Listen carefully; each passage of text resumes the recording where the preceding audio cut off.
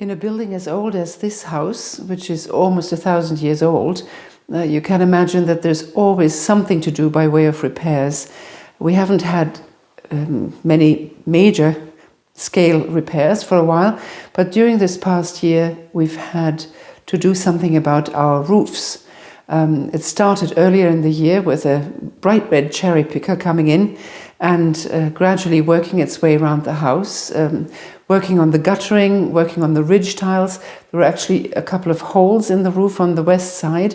It took quite a long time, but we knew we had to have a second part of repair works done to the roofs. And it's in the summer, the cherry picker came back, and this time we had a work team, carpenters, to look at the small dormer windows in the old Saxon wing, and they go out both to the west and to the east, 6 or 7 windows, and the cladding had badly deteriorated.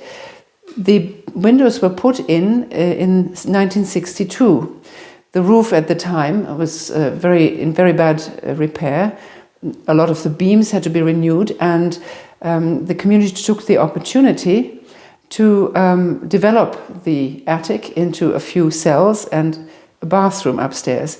Now, over the years, more than 50 years later, it really was becoming quite urgent to do something about those windows. So the cladding was renewed on the outside.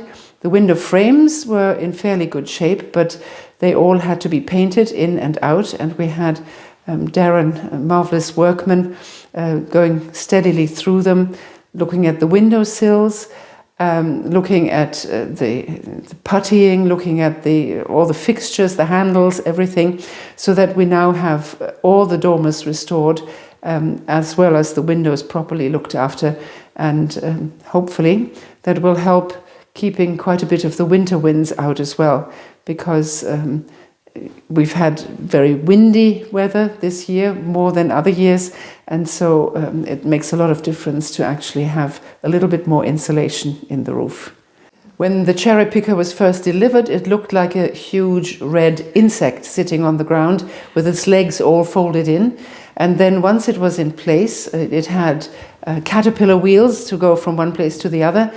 When it started unfolding, it began to look like a giant spider sitting on the ground, and then gradually it extended further and further up, with the cabin at the top going along the roof edge, going along the guttering.